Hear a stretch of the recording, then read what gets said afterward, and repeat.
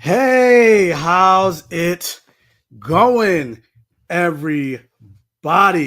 Welcome to my safe Gavin.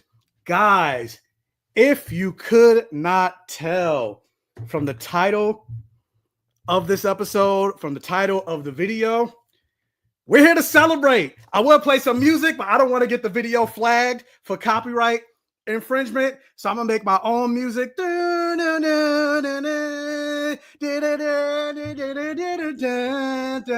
We are here to celebrate hitting 10,000 subscribers here on the channel. Yes, this is a milestone I never thought I would reach here on the channel, but it's been slow but steady progress. And obviously, I couldn't get to this point in the channel, this point in the milestone, without all of you guys, without you watching the videos, without you engaging on the videos, without you liking, sharing, commenting for the all gay rhythm. So I decided, you know what?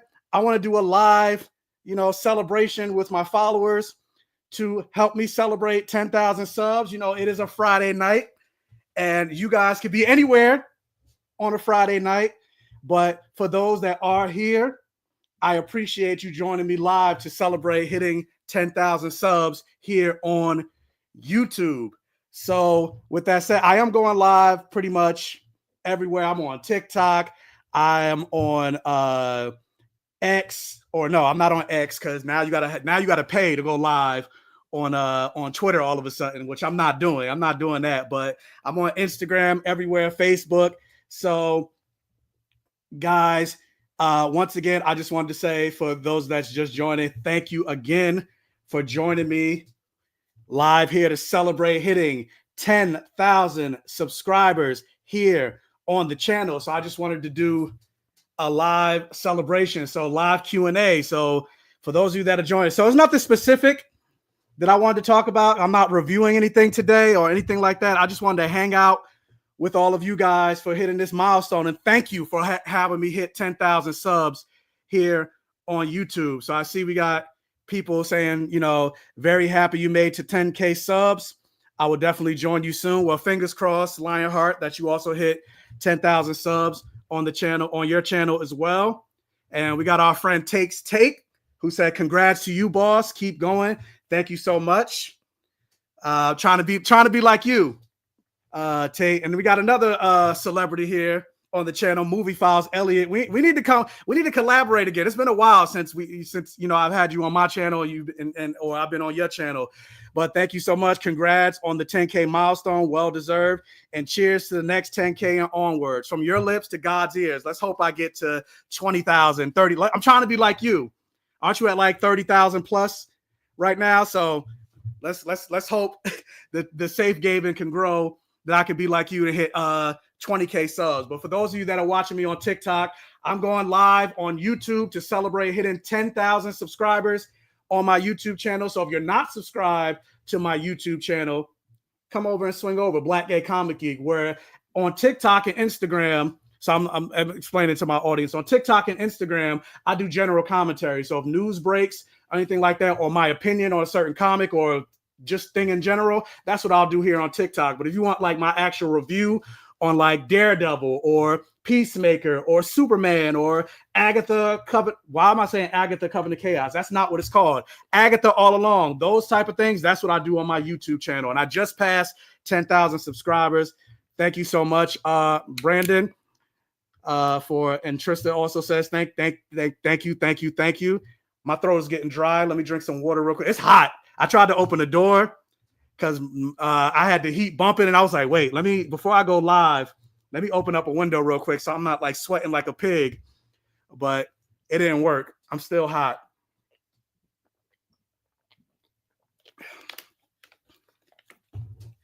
So also with that said, guys, it's not expected, but it is appreciated. If you want to also help me celebrate hitting 10,000 subscribers by leaving a super chat to support the channel, or if there's a question or statement or whatever that you want to get out to me that maybe I might have missed as the chat's going. You can, again, it's not something that's expected, but it is appreciated. And to celebrate the 10,000 subs, once again, we got another congratulations. Thank you so much. Perfect Desecration. Congrats on 10K. Here's to the next 10K, from your lips to God's ears. I'm hoping. I didn't think I would hit 10K subs. It was a slow, and like I first joined YouTube in 2019. YouTube was the first platform I really started making reviews, but then for whatever reason, I hit really hard on TikTok. TikTok is where I have my largest following. And I'm grateful for each and every single one of y'all, whether, it's TikTok, Instagram, YouTube, etc. I got more than 10. I'm at like 10,050 right now. So I'm a little over 10,000 subscribers. I'm like halfway to hitting 10,100. So I'm excited. There's growth here on the channel. Whoa, we got our first super chat. Thank you so much. Perfect Desecration. $20. Wow. Representation matters. Yes, representation matters. And through representation, it equals normalization. So that's something. I should put that on a shirt. I got, guys, give me some more. I need some like merch ideas in terms of like, because which, speaking of, I do have my Black Gay Comic Geek shirt.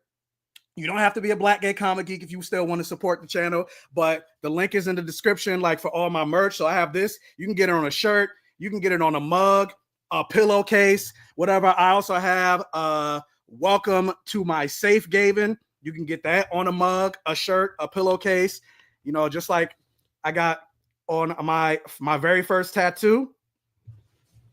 I also got, how I always say, watch, like, share, comment, interact for the all gay rhythm. I have for the all gay rhythm on a shirt. And just like Perfect Desecration said, I also have Decolonize Your Fantasy.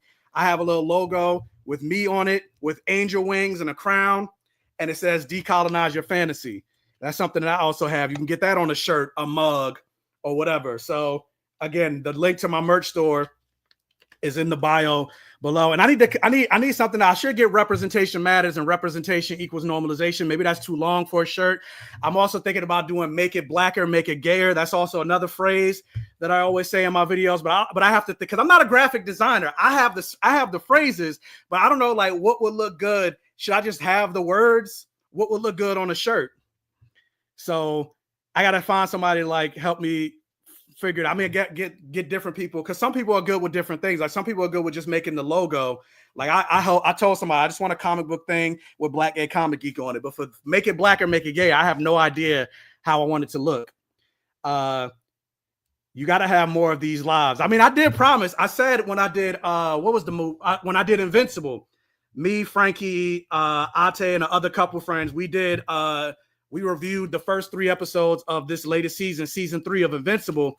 And I said I wanted to go live more often, because the last time I went live before Invincible, before 2 weeks ago, it was like 6 months ago. I went live for Interview with the Vampire, the season finale. I was going live every single week to review Interview with the Vampire. Then I hadn't gone live in like 6 months. And so I was like, you know what, 2025, I'm going to make a commitment to go live at least twice, even if I have nothing, even if there's like nothing out. Granted, there's stuff coming out, but I was just like, I'm going to try to make a commitment to you all to go live at least twice a month. But, sometimes it's hard, because I don't like to go live by myself, because I like to foster a conversation, because part of me is also nervous, because God forbid I go live and then nobody shows up in the chat. And then I'm just sitting here like, well, there's nobody in the chat, so I don't know what to talk about. And there's nobody leaving a comment or any question. Like this Q&A, this live Q&A will go very terribly right now if nobody showed up in the chat. And I'm like, hey, let's celebrate 10,000 subs. And I'm doing a live Q&A and there's nobody in the chat to ask me anything or to participate. So I'm just sitting here like, I guess I'm celebrating 10K by myself. So that's also why I like to go live with other people. So just in case nobody shows up in the chat, I can at least have a conversation with somebody else. So it's just me and that other person have a conversation. So also because of that, it's hard to get people's schedules. Like, hey, you want to go live with me? That's why I haven't talked about Invincible lately, because I want to do it live. But again, I want to talk about with like, especially like Frankie and people that have actually finished the comic. I'm almost done with the comic, but I'm like on issue 100. But for like, when I be like, hey, you want to go live on this day, whatever, they're not available. So then I'm like, all right, well, then I guess I'll put the live on hold. But What'd you say? What if you were to focus this celebration on what's happening now and not what you don't want to have? Okay, all right, all right. But I like to go live for like at least an hour.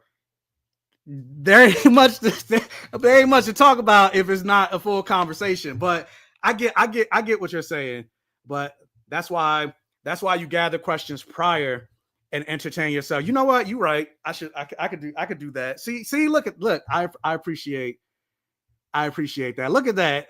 We got another $9.99 super chat. Started watching with your great Lovecraft Country review. I'm still salty about Lovecraft Country not getting the season 2. But yeah, Lovecraft Country is when my channel, thanks to you all. So thanks to people like you, Thelma. Lovecraft Country is when I was able to start monetizing my channel because those reviews did so well every single episode. So I'm like, for the sake of my channel, I miss Lovecraft Country. But also, my interview with the vampire reviews are doing pretty well. So I'm like, season 3, let's hurry up. But been a supporter ever since. So happy for you to 1 million. Yeah, well, let's hope we get. I'm worried about. I'm focused on getting that silver play button. You have to have 100,000 subscribers to get that silver play button. Then once I get that silver play button, then I'll think about 1 million. But let's go, 1 million subscribers to infinity and beyond. Somebody said on TikTok, I'm high key famous for sure. I don't know about that part. I'll take it. I don't know about being famous, but yeah. So gaming, game nights, live watching. Actually, going to what Rasheen said about talking about what's coming up next. So, guys, I spent like all day, and I'm still not even done. I spent a couple hours working on a Discord. So, I am going to have a Discord coming out soon, or maybe I think depending on what happens today, I think I might try to unveil it either tomorrow or maybe I'll just wait till Monday to do a Discord. So there's going to be a couple tiers. So there's going to be, obviously, for all my general followers, you can join the Discord and it'll be, I'll be a part of it. But then also for my safe gaming community that I'm trying to create, you guys can connect with each other, maybe network and all that stuff. We could talk about spoilers. We can talk about Daredevil. We can talk about, who's calling me? Wait a minute. No, somebody's calling me while I'm live. There we go. I had to cancel that. Anyway, so you can talk and discuss with each other. We can talk because Daredevil's about to come out next week, which, speaking of, guys, I did give my out of the theater reactions for Daredevil. I saw the first 2 episodes. I'm not sure when the review embargo drops, so I can actually release a full review, but I will be reviewing every single episode of Daredevil. And just like I said, I'm not sure if the review embargo is up or not, but what I will say is peak television for the first 2 episodes. But we could talk about spoilers and theories for Daredevil, Invincible, or LGBTQ related stuff, whatever. There's a whole bunch of different sections and channels on the Discord. But also with that, answer the call. No, it was an 800 number, so it's probably a bill collector. I'm not answering that number. If it's a number that's not saved in my phone, I don't answer. And if it's important, you'll leave a voicemail. So granted, they don't have my number because they will give me an email. But if it's like Disney calling me to like give me a job, leave a voicemail. But then also, with that said, along with the Discord, I am I am starting a Patreon. So there's going to be certain tiers where it's like at $5 you get this, $10 you get this, $25, etc. So like I remember there were certain people that said they wanted me to review like Star Trek Discovery, or other things that maybe you wanted me to talk about that I didn't talk about. Well, at a certain tier on Patreon, you're basically my boss at that point. So you want me to, and I'm not a Star Trek person, but you want me to talk about Star Trek Discovery? Well, you're paying for it. So now I will watch the entire season or series. I don't know how many episodes are out of Star Trek Discovery, and I'll talk about it on Patreon. Or one-on-one. You want to have one-on-one time with me for like a half hour a month? We could talk about whatever you want. Then boom, at a certain tier, you could do that on Patreon. If you're in the New York, New Jersey area and you want to hang out, go get coffee, go to the movies together, whatever, on a Patreon date, well, at a certain tier, you can do that. Hang out with me for the whole day at a Comic-Con. All of that stuff, all of the different tiers and all of that stuff is going to be released. So that's some of the stuff I am coming out with. And also, I'm planning a book. I'm planning on writing a book, guys, a fantasy book. It's not ready. It's no time soon. Right now, like I said, I am planning. So I am in like the very, very, very, very, very, very, very, very, very, very, very, very, very early stages, like working on an outline. All I really know right now is I just want to make it blacker, make it gayer. Because, you know, like I always talk about with all of my videos, I'm tired of straight stories. I'm tired of seeing not seeing black and gay people as the chosen one, as the center of the story, as the person that's going to save the world. That's the one that's the most powerful one in the room. That is like, you know, even when I think about X-Men, most of the Omega level mutants are all white with the exception of Storm. Like, I want us to be Omega level mutants or whatever. So like, that's something that I'm working on. Obviously, it's not going to be a mutant because it's not Marvel or DC, but I'm working on that. So that's something, like I said, that's like in the early stages. Probably that's maybe a year or so out or longer, because then also once I write it, I got to figure out how I'm gonna get it out. Am I gonna try self-publishing route? Am I gonna try to get a publisher? All that stuff. But I can't even think about that right now. Well, first I need to think of, writing the book first. So that's also something that I got coming up as well. But real quick, I got a question on TikTok. Somebody said, are you ready for the cast of Supernatural on The Boys? Absolutely. I always had a feeling that one. So for those of you that don't know, so Jensen Ackles, who played Dean Winchester and who now plays Soldier Boy on The Boys, he made it like a little real summoning Jared Padalecki, who plays Sam, and then Misha Collins, who played Castiel. They're going to show up on this final season of The Boys. So we're bringing back Supernatural. I always had a feeling that they were going to show up on The Boys at some point, because the showrunner and creator of The Boys, the show, is Eric Kripke. Eric Kripke was the showrunner of the first 5 seasons of Supernatural.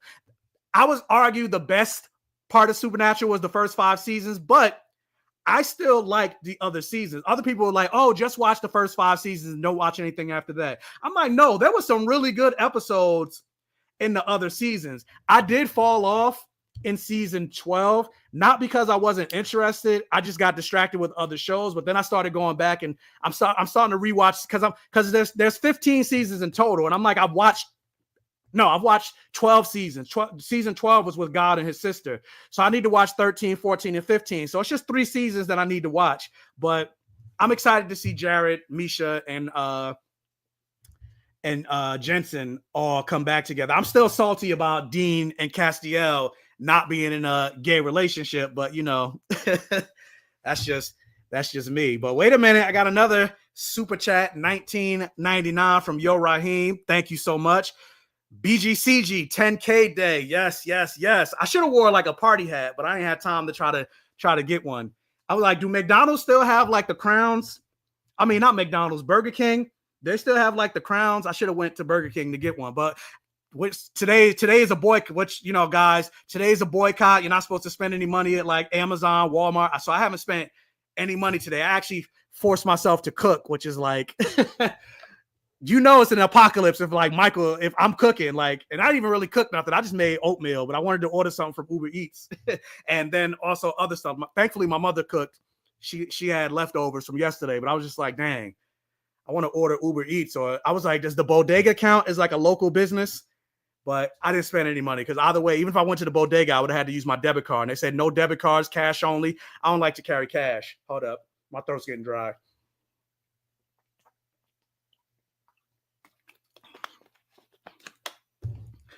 But yeah, hard work pays off, and I'll continue to support. Congrats. P.S. Start that damn book. I just said I'm planning it. I'm outlining it. So part of the problem, not even a problem, but like I had like a whole thing like figured out in terms of like what I wanted the book to be. And I feel like I can tell you guys right now, because I'm not doing this anymore. But I came up with an idea, because like with everything that's going on in the Trump administration and like banning transgender military personnel, Republicans trying to ban Black books, Black history books, queer books, ban drag queens from reading books to children, all that other stuff. I was like, okay, what if I come up with this Elseworld where it's like a king that is like banned magic. Magic has been banned throughout the kingdom. And so he had his people create these devices that are scattered throughout the kingdom that prevents people from using magic. But there was this person that was born who was the prophesied disruptor. And he was born with the ability to still use his magic. These anti-magic devices they don't work on him because he is a child born and chosen by magic itself, kind of like an Anakin Skywalker created by the Force. So he was born of magic itself. So he's like pure magic. And so that's why these anti-magic devices don't work on him. And twist, he is the son of the king. So the very person enacting these laws and rules is his, that's his father. And so he joins a rebellion, and they end up not trusting him at first because he's the son of the king and the leader of the rebellion. They have a little tit for tat, enemies or whatever. They don't like each other at first, and then they end up falling in love, and then rebellion, fight, yada, yada, yada. And then ultimately, I wanted to tell the message of sometimes violence is the answer. Sometimes violence is needed.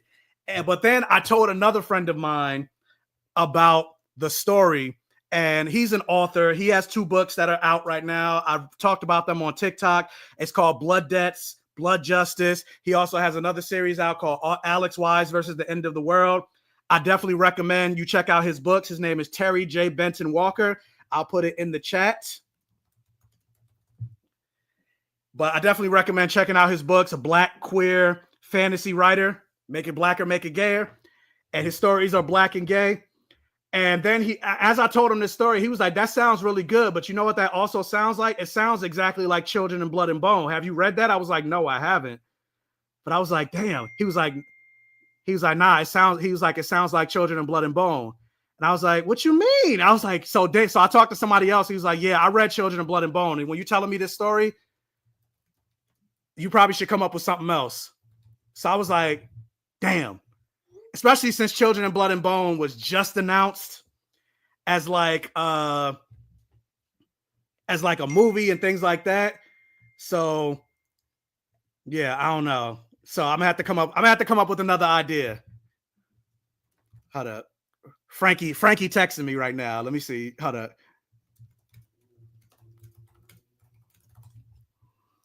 Let me see what she want. Oh. Yeah. Okay. Yeah. There we go. But yeah. So hold up. Let me see. Now she's saying she want to pull up. Hold up.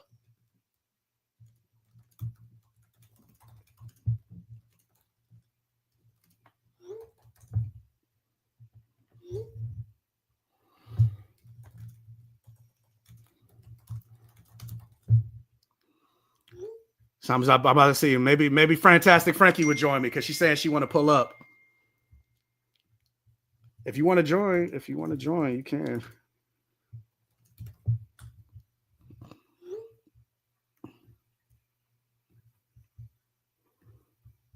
Hold up. Sorry, guys. I'm just hold up.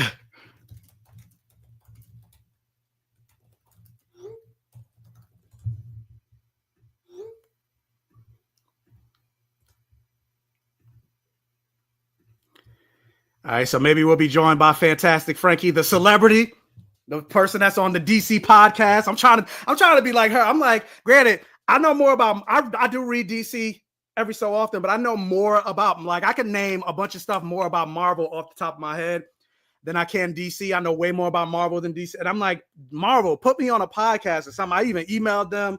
I was like, put me on your YouTube channel, because they barely post on their YouTube channel. So I'm like, for Black History Month, I could talk about Black heroes. For Pride Month, I could talk about gay heroes. I sent them a whole email with a full list of things that I could collab with them on. And I sent this to them in like January, and I sent follow-ups and all that stuff, and it was just crickets to Marvel. And I'm like, damn, Marvel, they don't be fucking with me like that, apparently. What somebody say? Lovecraft Country was so good, and one of the rare shows that could be said are better than the book. Yeah, that's what I heard. Like, Lovecraft Country, and like I said, if you want to go back and check out all my reviews and episodes for Lovecraft Country, I also review every single episode for Watchmen. You can check all that out. Those videos hit. Which queer characters would you like to see have their own live action series? Honestly, I would like to see. So for those of you joining on TikTok, I'm here celebrating hitting 10,000 subs on YouTube. So I'm just sharing here on TikTok, but I'm on YouTube right now. That's what most of my attention is being focused. But as far as which queer characters I would like to see get a live action movie, I would like to see Midnighter and Apollo. I know James Gunn announced that they're doing like The Authority or whatever, but then he said they pushed it back. So I would like to see Midnight and Apollo. We finally got Wiccan, which I do got this Funko of Joe Locke.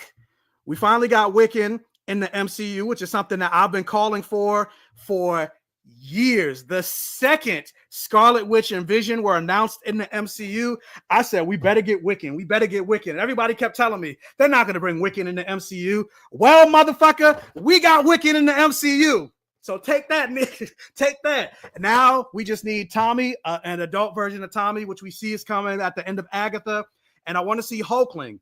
Hulkling is like the only member of the Young Avengers that we haven't gotten yet. Hulkling and Iron Lad.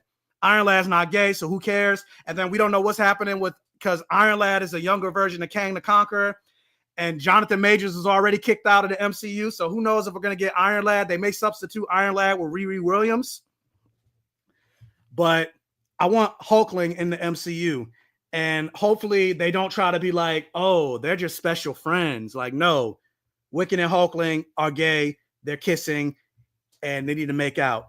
So that's what I'm hoping for the MCU. Hold up. Let me see what else. Somebody just said something here.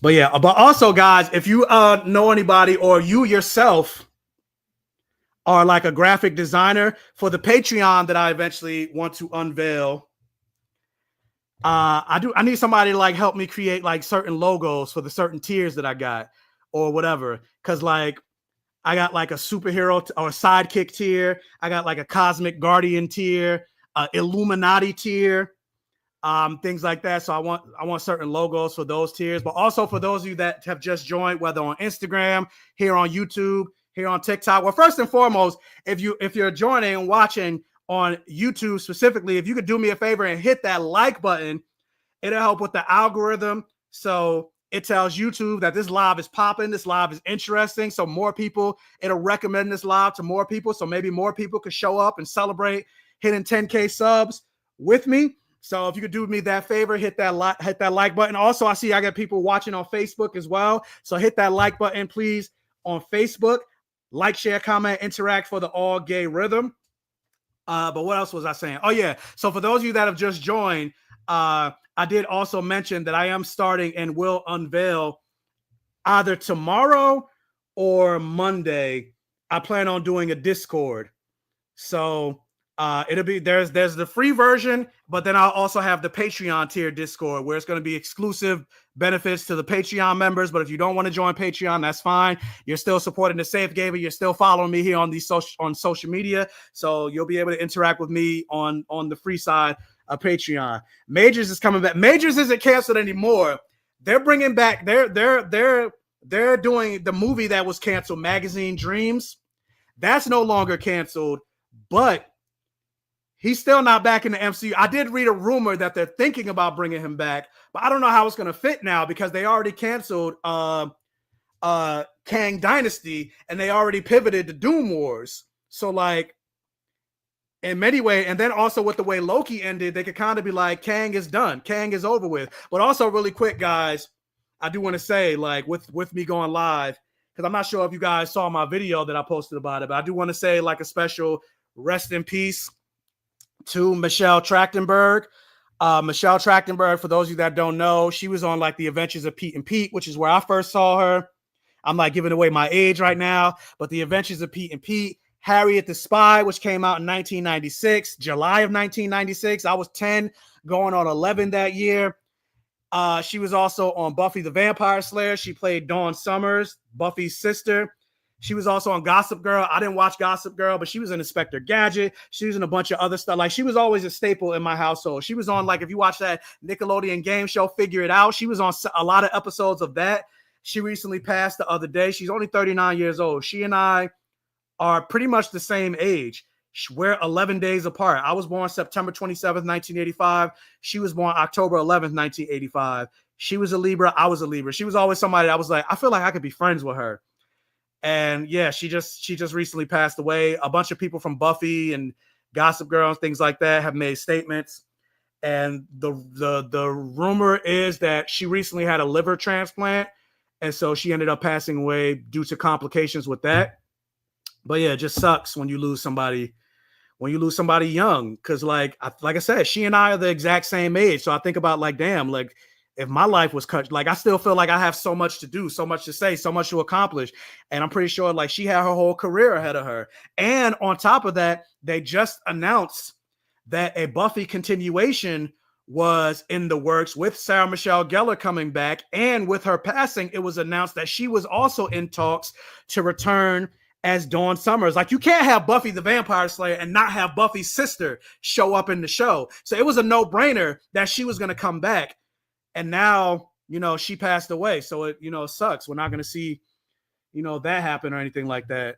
So huge fan of your material. Thank you so much. Blessings, aka Miss Yuzi. Ashton, congratulations. I guess, what is that, mate? Thank you so much. Eurotrip. I've never seen Eurotrip, but I know she was in that movie. We got another celebrity here in the channel, Brandon Keith Avery. Congratulations, bro. I'm trying to be like you. Trying to be like you, big dog, in the subscribers. So like, but yeah, rest in peace, Michelle Trachtenberg. As you guys know, I'm a huge Buffy the Vampire Slayer fan. Like, Buffy the Vampire Slayer is it was one of the things that made me Black Gay Comic Geek. It's the thing that made, funny enough, I started reading comics because of Buffy the Vampire Slayer. Like, there were no comic book stores where I grew up in my area, but then I went to Florida A&M University. Like, I always watched like the Spider-Man animated series and things like that, but I never read the comics. But then once Buffy ended in season 7, they made an announcement that Buffy's continuing in canon in comic book form. And while I was in college, there was a comic book store right next to my college. So I was like, oh shit, Buffy's continuing in comics. I'm going to the comic book store and read these Buffy comics.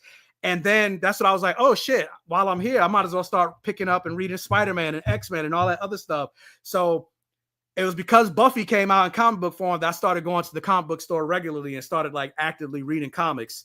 Even though I was still always into it. Like I said, I watched Spider-Man, I watched X-Men, I watched Iron Man, Fantastic Four, Justice League, Static Shock, but I didn't actually read it until I started getting Buffy comics. And so, yeah, Michelle Trachtenberg was always a huge part of my life. Nah, don't you got like 30, 40, 50K, 20K followers? I'm not sure. You got more than me. I know that much. I'm trying to be like you. But yeah, so Michelle Trachtenberg, are you enjoying? How many people keep asking me this question? I keep answering it. So for those of you that don't know, part of also the way I started on being Black Gay Comic Geek is I had a friend. His name was Jordan. And I was on his podcast called The Blurred Vision. And me being on the show, like, he used to record like once every couple of months or whatever. But then once I got on the show, I kept him consistent. So then we started recording every single week. And we did it for maybe like 3 or 4 years. But then one day he had an episode. Even though, like, I was a co-host on the show, so that's when I realized I like love doing this, because originally I went to school for theater, so I thought that's what my calling was, to entertain people through acting and performing and things like that. But then when I started being on the Blurred Vision podcast, which is where a lot of people know me from, because that's where my origins were. Before I was Black Gay Comic Geek, I was like Nephilim_Rising 2010 on Instagram, and then eventually, as I started making more content and talking, giving my opinions in public, I was like, wait a minute, I kind of like this. And then I changed my name to Black Gay Comic Geek. And then after recording for like 3 years, one day there was an episode that came out, even though I was the co-host and I wasn't on it. And then I was like, are you mad at me or whatever for something? Like, and he's like, no, should I be? And I'm like, I don't know, because you released a whole episode of Blurred Vision and I'm not on it, and like didn't even say nothing to me or whatever. And then like it was just a whole thing. So no. I say all that to say, no, we don't talk anymore. But I do wish him well. I don't wish him any ill will or anything like that. He's doing his thing. I'm doing my thing. So, but no, we don't talk anymore. But what'd you say? I'd love to see a book from you. I mean, I'm working on it. Like I said, I'm in the very, very, very, very, very early stages of writing this fantasy book. I would love me some Beyonce as Storm. Absolutely not. Beyonce can't even act herself out of a paper bag. If Marvel ever cast Beyonce as Aurora Monroe, I would, and I'm broke. I don't got no money, but I would figure out a way to get on a plane and fly to Marvel Studios and blow that bitch up. Because absolutely not. And then second of all, she's too light-skinned to be Storm. I don't want her to be Storm. She's not dark-skinned enough.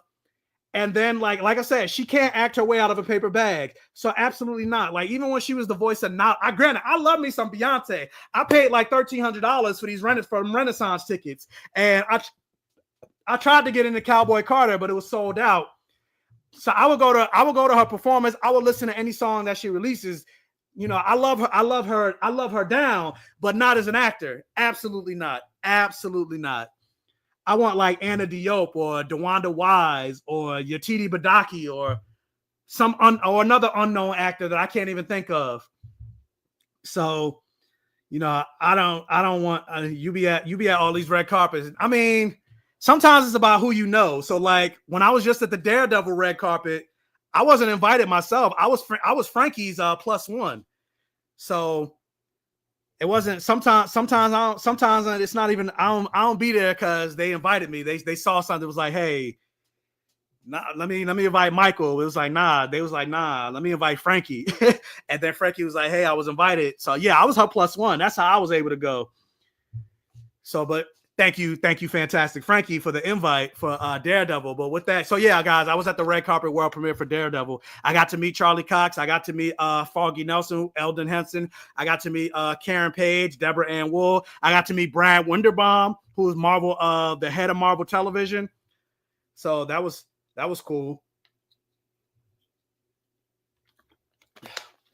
Beard looks good. Thank you so much, Official Megs. I had to look right for the red carpet because I was looking a little scruffy. I was like, dang, I can't be showing up at a red carpet and I'm looking like a wolf, a werewolf. Was Kevin Feige there? No, Kevin Feige wasn't there. But Brad Winderbaum was there. And I tried to get a picture with Vincent D'Onofrio. I was like standing right here, and Vincent D'Onofrio was standing right here, and I kept trying to like send him a telepathic message, like Jean Grey, like turn this way, because his security was like surrounding him, like they knew I wanted to get a picture, and every time I like tried to sidestep them, they like sidestepped me, and they just kept watching me. I'm like, dang, I should just walk up to him, but I was like, nah, I'm black, like they might try to, you know. They might try to take me out, but then I was like, if they try to tackle me or say something, I'm like racist and homophobic. But I was like, you know what? So I didn't get a picture with Vincent D'Onofrio, but I at least was like right here next to him. So, but that I was like, dang, because I got Charlie Cox, I got Eldon, but I was like, dang, I wish I got Vincent D'Onofrio, but it wasn't able to happen. What is the comment that I saw here? Congrats on making it to 10K. Let's hope 50K comes soon. Again, from your lips to God's ears. Let's hope 50K, 100K. I want to get that silver play button that's showing that would like I could display like right here. For those of you that don't know, you get that silver play button that I know some people have seen. Like if you browse YouTube a lot of times, once you hit 100K is when you qualify for that silver play button. And then I think you get like a gold play button or whatever when you hit 1 million. And then you get like a platinum when you hit 10 million. So I'm hoping for 100K. I'm looking at TikTok right now. I have 128,000 followers here on TikTok. Come over to YouTube. And I'm like, every time I try to get people to move from one platform to another, it just like doesn't happen. I'm like, hey guys, come join me over on my YouTube channel. Let's boost these numbers up. I'll get a small influx of people. But it's like once people follow you on a certain platform, even here on YouTube, I'll be like, hey guys, I'm also on Instagram. I'm also on TikTok. Only a certain amount of people will join me. Well, hold up. My best friend is here. I'm here. Congratulations. Thank you so much, Jessica. So now that the moderator, Jessica's also a moderator. So don't nobody act up in the chat. She'll ban you.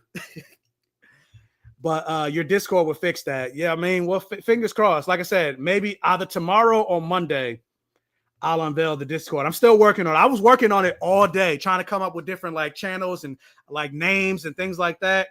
And I'm still working on it. I was working on it for at least like 3 hours, and I'm still not even done. I was like, dang, I gotta get in the shower and get ready to go live before, but I'm gonna start working on it again.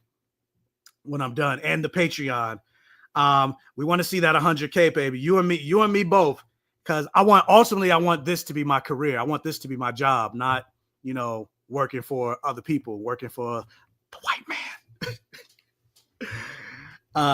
That actor that plays Ayo should get recast as Storm. I mean, but she's already playing Ayo, so that wouldn't work. And I like her, as Ayo. And I'm honestly disappointed, Howdy BOT. But I'm honestly disappointed that I'm not sure. I think it was Sharonda from Pay Away. If you're not following my friend Sharonda from Pay Away, check her out. We talk all the time, but she did an interview with Brad Wunderbaum, who is the head of Marvel Television. She asked, because they originally announced that Okoye was coming out with a Disney Plus series, and he just said that the Okoye series has been canceled. They're not doing Okoye anymore. Maybe Okoye would show up, blah, blah, blah. And I'm like, y'all being racist.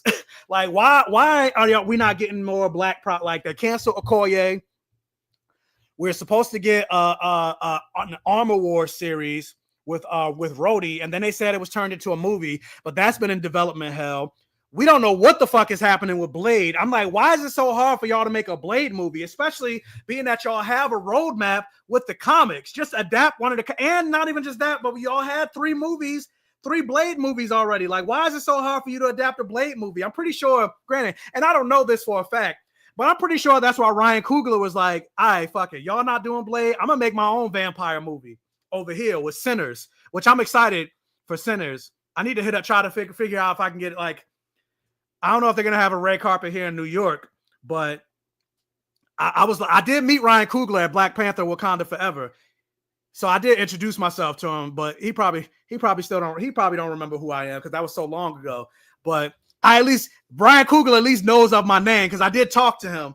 But I'm like, yo, Ryan Coogler, put me on that red carpet. But I'm pretty sure he was just like, since they take it too long on this Blade movie, let me make Sinners and make that into a movie. That's gonna be the de facto Blade movie. But wait a minute. I got a $50 super chat from Jessica. Thank you so much. I'm really like, what is happening with Blade? That's what I'm saying. Like, what are they doing? Like,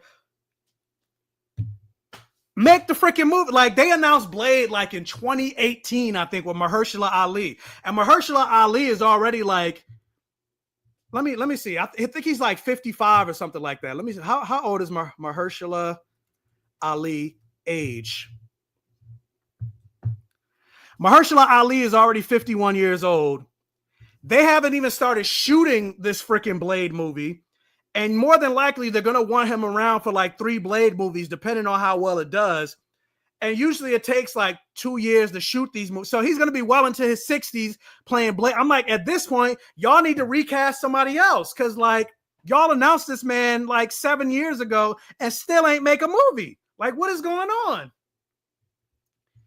I mean, he don't look 50, but he's still 50. To play Blade, you need to be fighting. You need to be scrapped. You need to be doing all these stunts and all this other stuff. And I get you can get stunt choreographers and yada, yada, yada. But I'm like, at this point, they need to cast somebody younger to play Blade, unless they go the route of he's Blade in one movie and then he's training up his daughter who's in the comics Bloodline to become the new. But I don't even like that because I want to see Blade established first before they then transfer his legacy over to his daughter. But like I said, they haven't even announced. They don't even have a release date for Blade. Every time they announce a release date, they keep pushing. Now it's to the point that it's been pushed back indefinitely. And I'm like, I don't understand what is so difficult. I'm pretty sure if you hired some comic book writers to write a freaking Blade movie, because there's already the source material. There's a Blade comic that's out right now. Marvel needs to hire me as a consultant. That's all I got to say. Hire me as a consultant. John Boyega as Blade.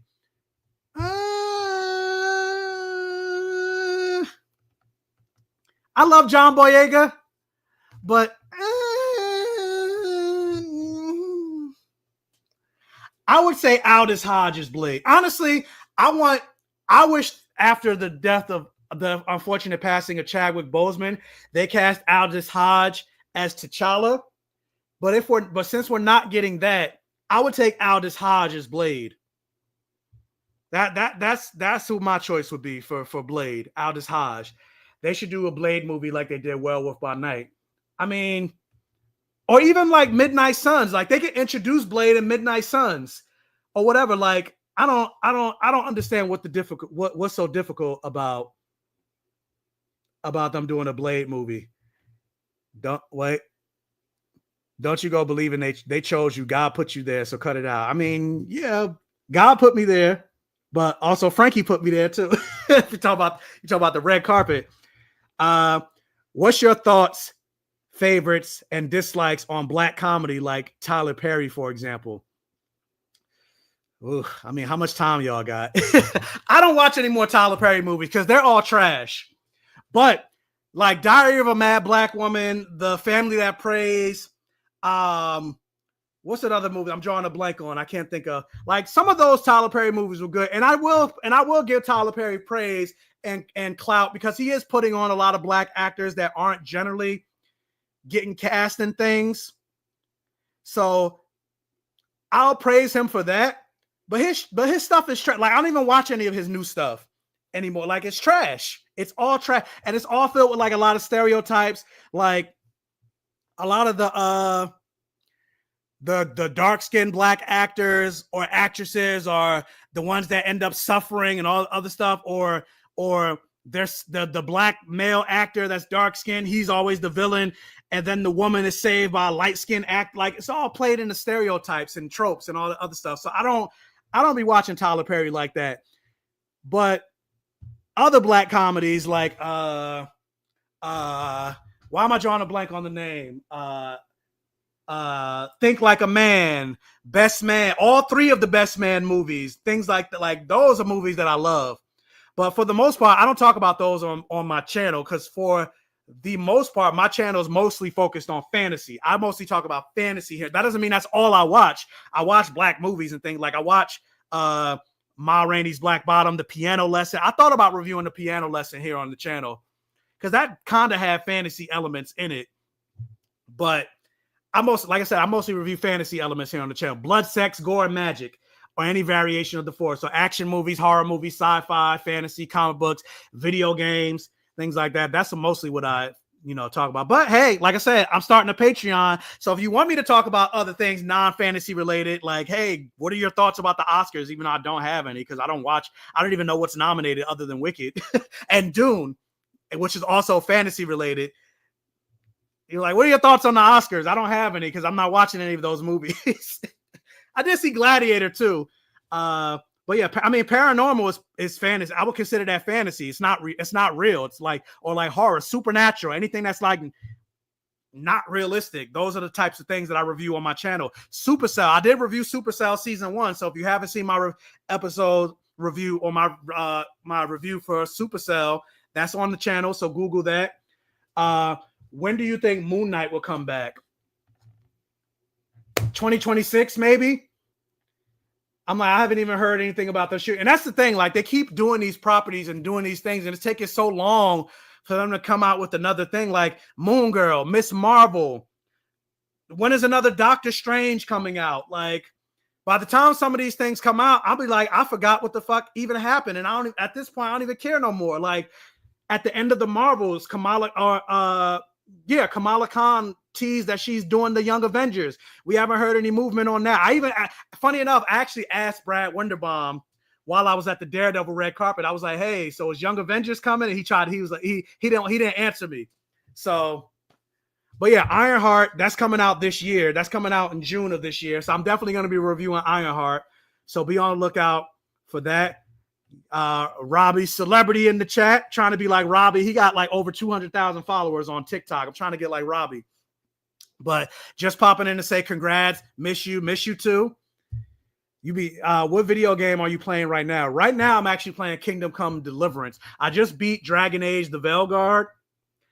And now I'm playing I would say it's like Skyrim, but no magic. It's more realistic. So it takes place in the 14th century, or not the 14th century, the 1400s.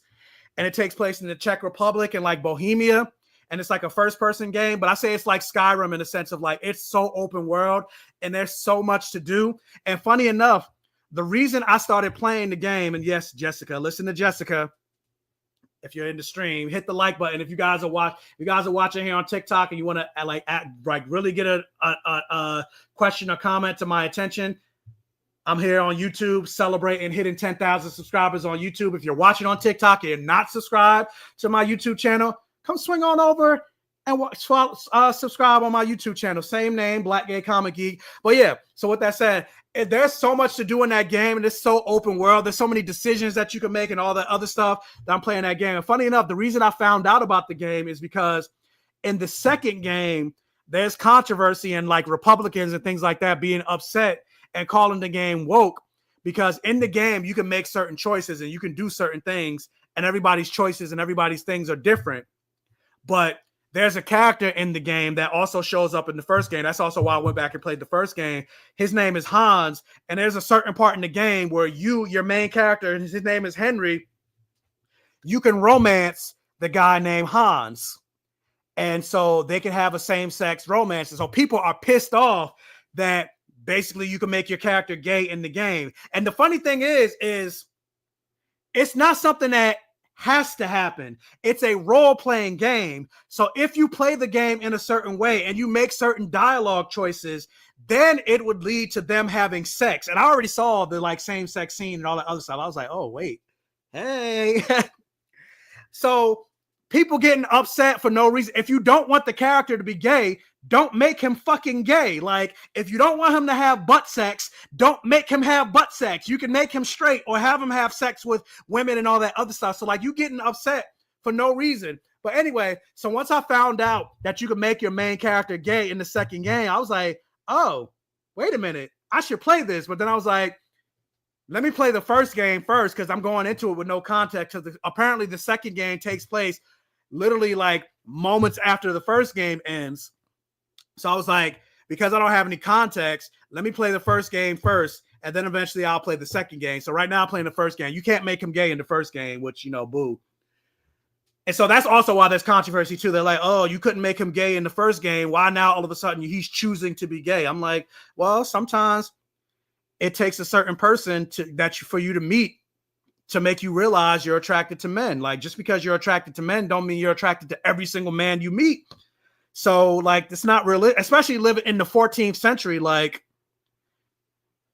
that's not unrealistic to me. There are people that don't come out the closet. People come out the closet in their freaking 90s or whatever. Like, so anyway, but yeah. So that's what I'm playing right now. Baldur's Gate 3, I played that game so many times. I beat that game so many times. I love Baldur's Gate 3. My Baldur's Gate 3 character was naked in camp messing with everybody. I mean, same. My Baldur's Gate 3 character was in nothing but undies. He wasn't fully naked, but he was in undies. And I had him fucking lazy. Like, I had him fucking the male characters and the female character. Like, he was messing with Lae'zel. I tried, with like everybody. I had him messing with everybody. But my main love interest was Astarion. I mean, not Astarion. Who's the elf? The druid. Housen. Housen was my main love interest, but I love that even though I was messing with Housen, he didn't mind if I messed with other people. So I had Housen have a threesome with Shadowheart. He had a threesome. He had my main character in Baldur's Gate was just a whore. He was fucking Gale like everybody. I was like, oh yes, this is what I want to see. This is what I want to see. So I love Baldur's Gate for that. Do I still get physical copies? They're trying to be slick with these digital purchases. Honestly, I don't get physical copies anymore. Now, if it's a game that I like really want, I'll get the physical copy. But for the most part now, I just get the digital copy. And I need to probably start going back to physical copies because yeah, they do be trying people with these digital purchases or like suddenly losing the license and then not giving you a refund or whatever. But this is how you know this got to the point that we be getting lazy. Like you see, I'm about to move my camera real quick. I got all these DVDs and stuff like that over here, and all I got to do is grab one of the DVDs and just pop it into my PlayStation because I still have the disc version or whatever of PlayStation. But now it's like it's me getting so lazy. I'm like, dang, I gotta get up and look for what I want to put in the PlayStation, and then put it in and all that other. Like I got to do it. I'm not doing all that. I could just lay in the bed and hit the digital version. That's how you know. That's how you know how lazy I've gotten. Let me fix the camera. That I'm like, dang, I don't even want to put the DVD. I don't even want to put the Blu-ray in anymore. I just want to go straight to Hulu and press play or whatever. But I still, for the most part, at least for movies though, for movies that I really enjoy, I do still get the physical copies for those. But then like for Wicked, I got the digital copy, but I also plan on getting the physical copy because I loved Wicked. I saw it like 3 times. I saw it 3 times.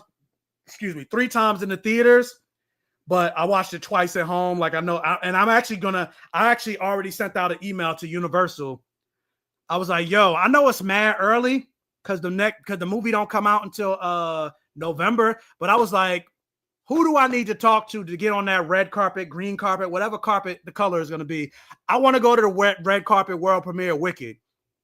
And it was like, yeah, it is early, but I'll keep you in mind or whatever. So fingers crossed. You put it out in the atmosphere. You put it out in the universe. That's all you can do. So fingers crossed that I'm at the world premiere for Wicked Part 2, Wicked for Good. And I get to meet Cynthia Erivo, Ariana Grande, Jonathan Bailey. Jonathan Bailey, that's who I want to meet. I'll be like, yo, Jonathan, are you single?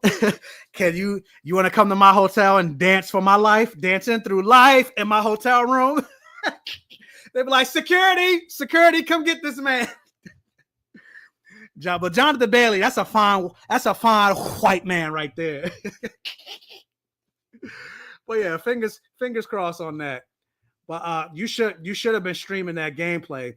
I mean, I eventually want to start streaming at some point, but I need to get a better setup because right now I stream from my bed. Like I play games in my bed, so like I'll have to figure out a way to like set up the camera because when people streaming, they obviously want to see you, but if I'm streaming with the way I'm in the bed, then also like my bed is a queen. Then I got to figure out where I got to put the camera because if I put the camera on the side, you'll be looking at me playing the game like this, and that's kind of I don't know, I don't like that. I'd rather have it like on me, but since it's in the bed, it's kind of difficult. So what I originally was going to plan on doing was having a TV here and then maybe like streaming there. And then like I'm turning the cameras and then like streaming from my couch. Don't judge me because my couch is a little messed up, but like streaming from the couch and then putting the camera there. But then I was like, because of this way the setup is and like all the galactic, I kind of don't want to put anything on the wall anymore. I kind of like it how it is.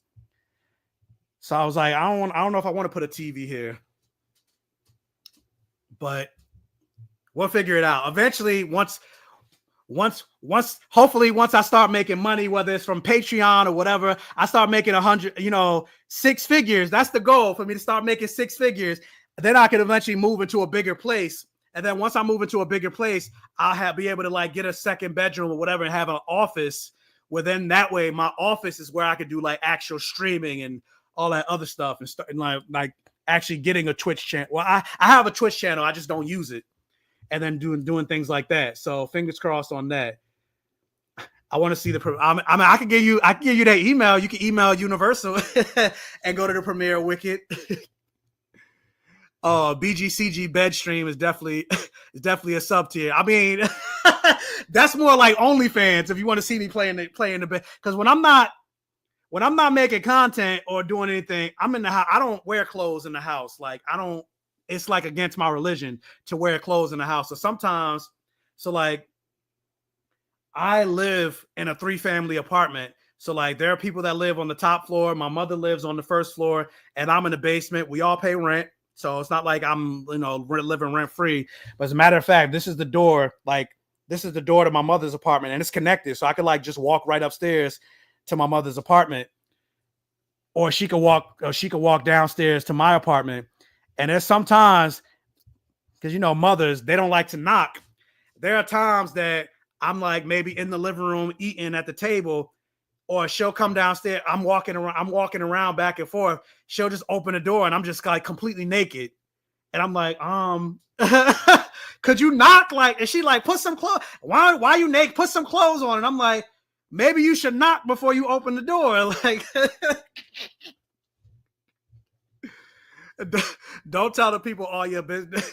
I mean, I'm an open book here on the Black Gay Comic. That's why people like my content and like my video, because they're like, I like how authentic you are. I'm an open. I don't got nothing to hide. Like, we all got parts. It's not like I'm showing you the parts. Like, I'm wearing clothes. I'm fully dressed. I'm even wearing some Crocs. So like, but yeah, like, so yeah, that's what we have. So I mean, hell, as soon as I'm done with this stream, taking all I'm getting into bed. I'm going back to finishing making my Discord. So yeah, that would be so streaming from the bed. That'd be a $50 tier, $100 tier, a OnlyFans tier. Where the controller is the only thing that's covered. The PlayStation controller is the only thing that's covering other parts. I'm not gonna say it. I don't want to get demonetized. But yeah, somebody said nice earrings on TikTok. Thank you so much. Yeah, I was like, you know what?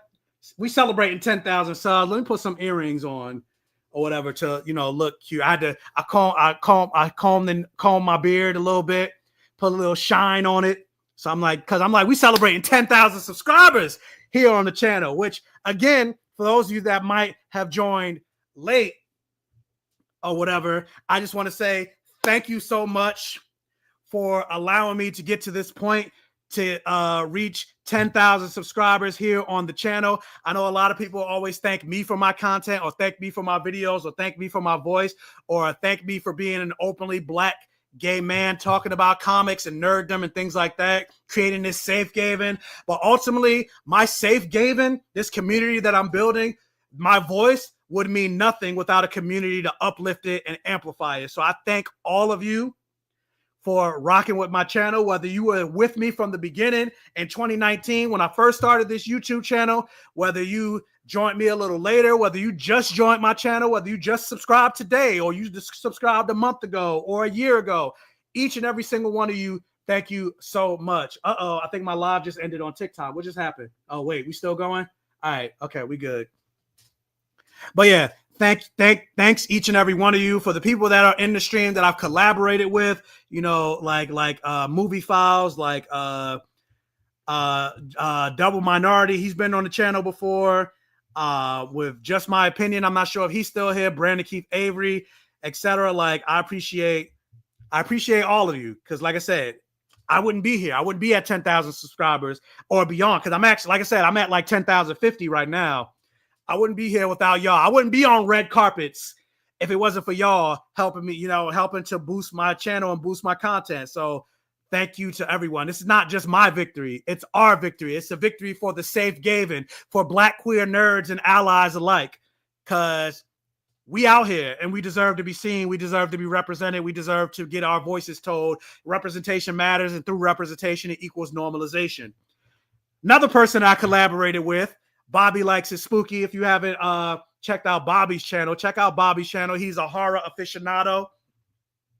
It's funny. I started in this journey of liking horror movies and things like that, or liking superheroes and things like that, because of horror movies. Like, I wanted a Chucky doll when I was young and everything, but I've kind of fell off of horror. There's so many horror movies that I haven't seen, but Bobby is an expert. So check out Bobby Likes It Spooky. Congrats, my friend. You've been killing it.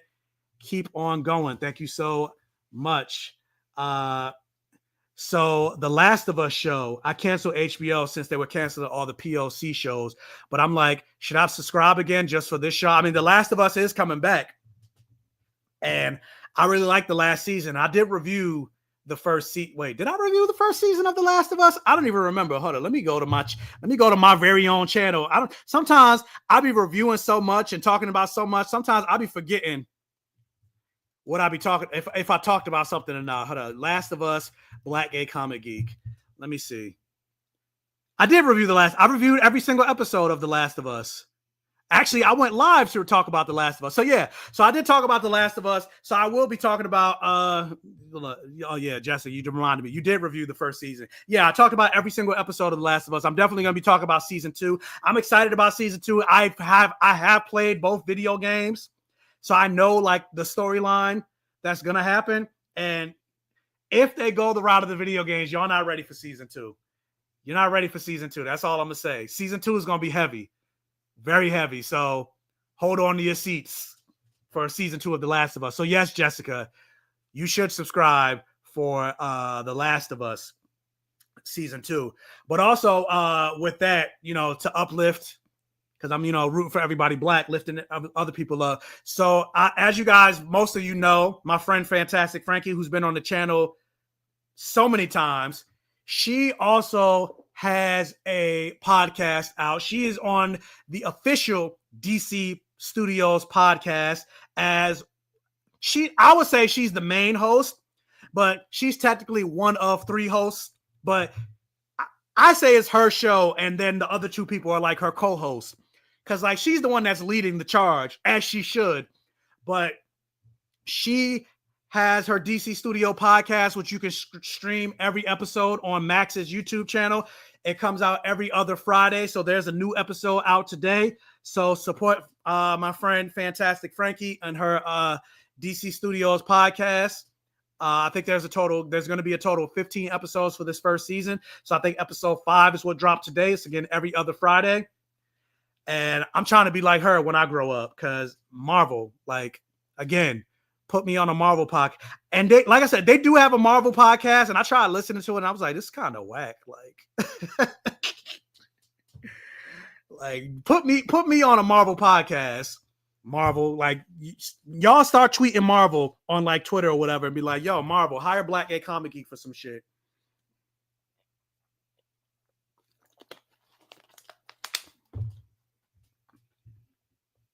Dang, 4 seasons. I haven't even played the game, but maybe the game supports 4 seasons. I mean, wait, they said, because I was like, 4 seasons? 4 seasons of what? They said they're doing 4. Oh, that. They said they're doing 4 seasons, and people are like, how? Yeah, that, I mean, I actually, now that I think about it, I can see how they would make 4 seasons work. Only because when you think about television nowadays, for whatever reason, they don't want to go past 8 episodes of TV. Everything is stuck at 8 episodes, maybe 10 episodes max. So if you think about everything that happens in the second video game for only 8 episodes, unless they like rush the fuck out of it, I don't see how they could do the entire second video game in only 8 episodes.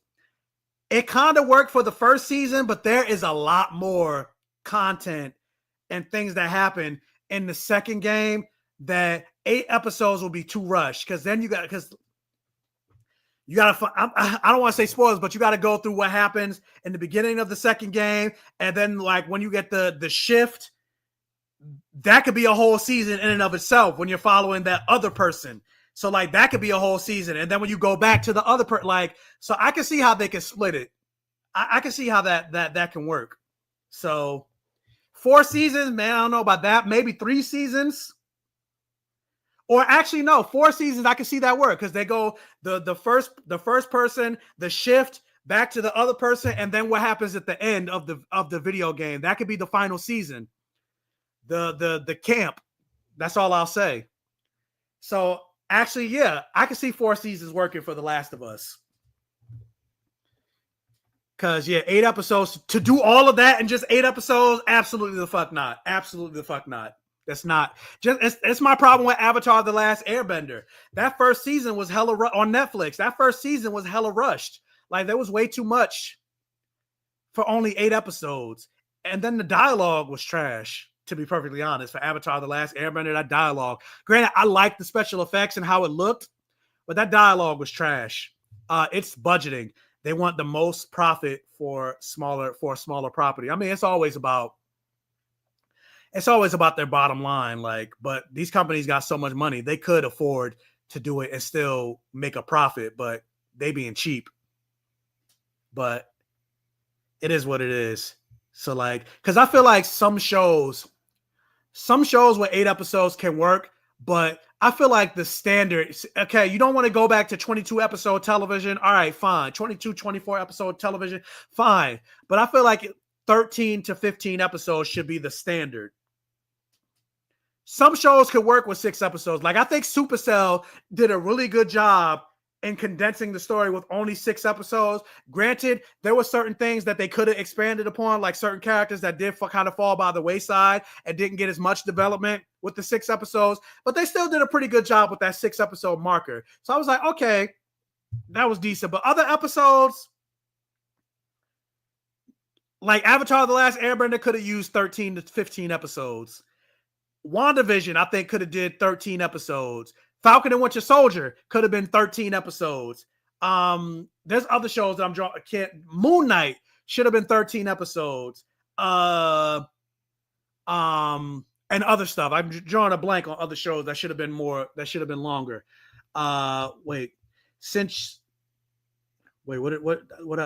Since they should have fired the script doctor for Avatar, I couldn't get through. No, whoever wrote the script for Avatar was trash.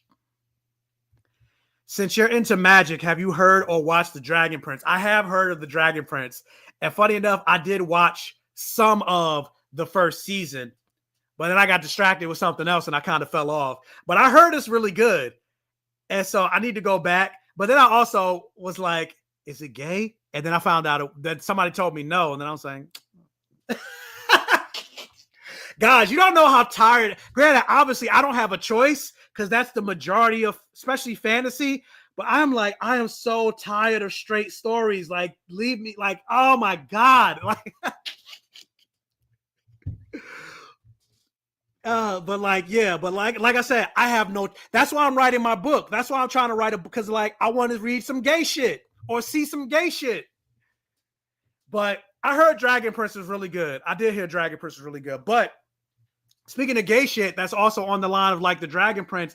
That first season of Dragon Age that's on Netflix, that's some gay shit. They got a lesbian couple, they got a gay couple, and Dragon Age is like one of my favorite video games and video game worlds of all time. Like Dragon Age Inquisition, I love Dragon Age Inquisition, Dragon Age Origins, but Dragon Age the Veilguard was like, it wasn't terrible, but it wasn't as good as Inquisition. I think that's also why it didn't do as well. I'm waiting to read your book. I mean, I got to write it first, but yeah, I'm outlining it. Fingers crossed. And then fingers crossed is actually good. I mean, no, you know what? It will be good. It will be good. And it will be on the New York Times bestsellers list.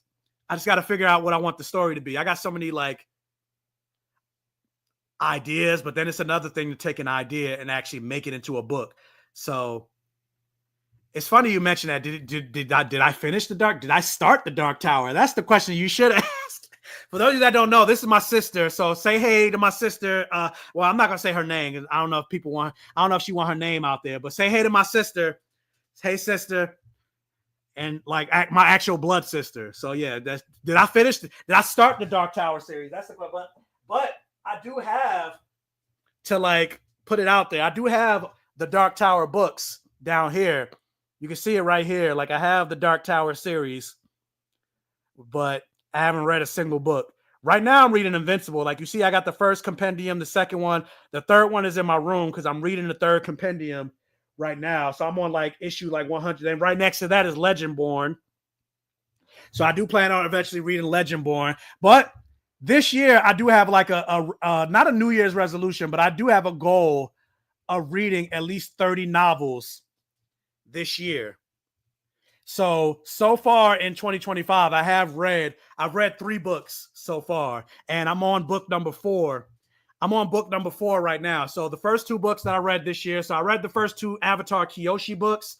So The Rise of Kyoshi and The Shadow of Kyoshi. Those are my first 2 books that I read this year. And then I read another book. Do I have it next? Do I have it near me that I can grab real quick to show y'all? No, it's not near me. It's called Root Magic by Eden Royce. It's like a YA. It's a kid's book, basically. It's like 8 to 11 grade. But it was pretty good. It was basically following these 2 kids, these twins, Jay and Jezebel, and they're learning and practicing their family tradition of hoodoo, which is a real-life African-American spiritual tradition, but it's based in a fantasy setting. or whatever. So that was cute, called Root Magic. And now I'm reading, and I say reading in quotes because I'm listening to the audiobook, but Octavia E. Butler's Parable of the Sower. So that's what I'm listening to right now. And then I'm gonna eventually do Legendborn and other books. And so maybe I'll add Dark Tower, at least the first book, on that on that list of 30 books that I plan on reading this year.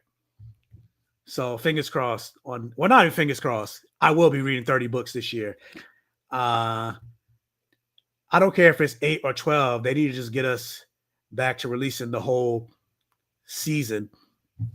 I mean, I actually prefer the model of them not releasing whole seasons in one sitting. I actually like the week to week, like getting episodes week to week. Yeah, it sucks because I hate waiting, but also at the same time, I feel like if a show is really good, like it keeps the conversation going if you do it week to week, as opposed to like, I forgot what show that was on Netflix that came out.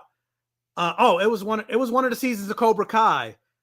All of it came out at the same time, but then something else came out that was like week to week. And people talked about Cobra Kai for like 1 week, but then something that other thing that came out, like the conversation continued for like 8 weeks or whatever. So I actually prefer that. Like, yeah, I want to watch everything all at once, but everything everywhere all at once. But I actually prefer the week to week model. Hold on. Somebody said, is Dungeon Crawler Carl on your list? Is that a book? Is that a series? Is that a movie to review or whatever? I've never heard of Dungeon Crawler Carl, but I'll check that out. I'll Google that. But yeah, I prefer the week to week model. And then also like that gives me time, because sometimes I'll sit and watch something. I'll watch a show, but because they gave me all the episodes, I done binged it, and then I gotta wait 2 years, 3 years, 4 years for the next season, and I'm just like, damn. But at least if they gave me one episode week to week, then I gotta wait 8 weeks. That's 8 weeks before I finish the season. Then granted, I still end up having to wait, but it's still maybe less time that I gotta wait because I didn't watch it all in one day. Do you have the Milestone Compendium? I have the first Milestone Compendium somewhere. Maybe it's over there. I have the first Milestone Compendium. You're saying it's 3? I don't have the other 2 because they're expensive. But I have the first Milestone Compendium. Somebody said, yeah, they also prefer week to week.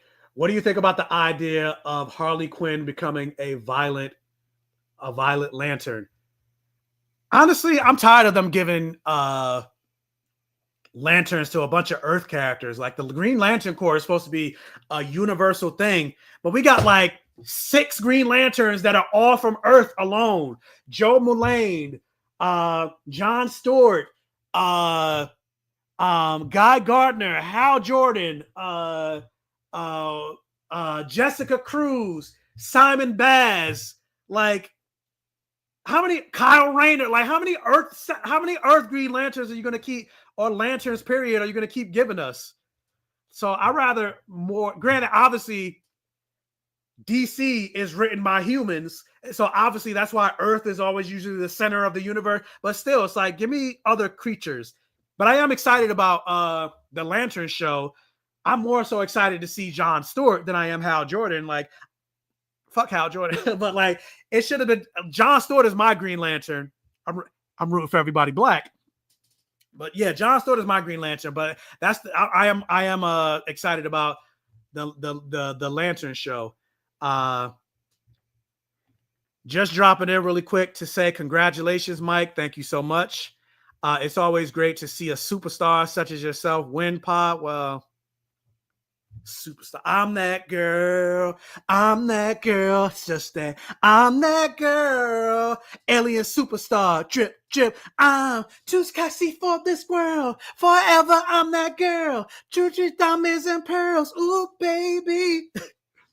We doing nothing but winning. all 2025. Yes, 2025 to infinity and beyond. 10,000 subscribers and beyond. 20,000 subscribers, 30,000 subscribers, 40, 50, 60, 100, a million subscribers. So with that, see if your library will buy them. Library? Who going to the library? I got to leave the house? What? Who doing all that? I'm not doing that. Funny enough, somebody else just mentioned, it's the same person I mentioned before, the author that is the writer of Blood Debts and Blood Justice. Like I said, I'm friends with him. He follows me and I follow him on Instagram. I'm going to show you his books. Hold up. Wait a minute. Oh, I hope my bookshelf doesn't collapse. I'm struggling. All these books about to fall. I did it. All right. So the first book is called Blood Debts by Terry J. Benton Walker. It follows these two twins, Clem and Chris. Clem is gay, Chris isn't. And it's basically like Black Game of Thrones that takes place in Louisiana. And it follows a bunch of different families, but the main family, Clem and Chris, their grandmother was murdered many years ago from a magical conspiracy, and then they find out that their grandmother died, and then they eventually find out that there was more to the murder of there was more to the death of their grandmother than they expected when somebody tries to hex their mother and kill their mother. So it's basically a family of black witches. And like I said, Clem is one of the main characters. These two are the main characters. Clem is gay. His sister isn't. And I know the author. And then the sequel is called Blood Debts. And then he's working on a third book. But it's really good. I definitely recommend you check these out. I would like to see this turned into a series because this shit is fire. This shit is fire. Like, again, like you think of like if you like the originals, you like Game of Thrones, because there's so many different families and connections and backstabbing and all. And it's black and it's gay. Hashtag make it blacker, make it gayer. It's what I'm into. But I definitely recommend you check out these two books. And then he also has a YA series that I also read as well. Like, think Percy Jackson, but black and gay. And instead of gods, Greek gods, it's the 4 horsemen of the apocalypse. But yeah, Legend of Vox Machina is also good. I watched the first 2 seasons of Legend of Vox. I think they're on the 3rd season right now. I haven't seen the 3rd season, but I like Legend of Vox Machina. It's still not gay enough for me, but you know, I have high standards. If I don't see the men 69 in each other, that is not gay enough for me. If all I get is a peck on the lips like we did Eternals, trash, absolute trash. Congratulations, brother. Thank you so much. Keep up the awesome work. Well, thank you, DD. I appreciate that. But also, yeah, I didn't show it. Did I show it to my TikTok audience? So yeah, Blood Debts and Blood Justice. This is the first book. This is the second book. I definitely recommend you all check it out. So, what was something else that I saw? Oh, give me something to watch during the season. Not all the episodes at one time. I miss the old days of waiting and watching on a specific night, then calling my sister to talk about it. Yeah, like that type of conversation. I like to foster those kinds, at least so. Because at least if a show releases once a week, then you also can have the conversation with a friend of like, oh, snap, did you see this episode or whatever? Like now, with a binge model, you'll have somebody that watched the entire season, but then somebody may have watched 3 episodes, and then the other person will call you, be like, oh, did you watch this? Yeah, I watched the whole season. And then they accidentally spoil something for you because they watched the whole thing while you only watched 3 episodes. So I prefer, like with Invincible right now, Invincible is coming out week to week. Severance, which I love me some Severance. Severance comes out every Friday. Best thing on television right now. And like every Friday, Severance. And so, nobody's ahead of you. Nobody's behind, whatever. So I prefer the week-to-week model. A motto is a saying. I prefer the week-to-week model. Hey, how's it going? But yeah, I need to catch up on Vox Machina. It was pretty good. But what else? Trying to think. What? But yeah, other than that, there's not really anything else that I did watch. There's a show on Apple TV called The Gorge, starring Miles Teller and Anya Taylor-Joy. It was pretty good. It was pretty decent. It was it's also fantasy related, and it's like a romance story. It follows two snipers that are on opposite sides of a gorge, and they say the gorge is the gateway to hell, and they basically fall in love with each other on opposite sides or whatever. And it's a pretty original movie. It's not based on any other IP or anything like that. We do get to see Miles Teller shirtless, and I was like, oh damn, Miles Teller, he been working out. Granted, it's straight, and I was like, boo. But it was pretty decent. It was pretty decent. I enjoyed The Gorge. So if you have Apple TV, I definitely not only suggest watching Severance, but I definitely also recommend watching The Gorge. And I heard there's a show out called it's also on Apple TV. It's called like Prime Target, and like they call it evil gay math show. I saw it on Threads. Somebody talk about it on Threads. They said most of the characters are gay, and it's about a character that like knows about a bunch of he called it the evil gay math show. Why is my alarm going off? Alexa, stop. I guess it's telling me to get the fuck off live. I've been going live for too long. 8:30 p.m. Alexa, stop. She's like, you've been going live for too long. Calm that shit down. But yeah, I need to check that out. It's because it's gay and it's evil math. And so Prime Target, I'm going to check that out. See if hopefully that's good. Hopefully it's good. And then also a friend of mine told me to check out Paradise on Hulu with Sterling K. Brown. And supposedly there's a huge twist at the end of the first episode. We'll see. I don't know, but okay. So can you please take a sec and sell me on Severance? I don't want to pay for Apple TV and hate it, but in you, Frankie and Sharonda, I only trust.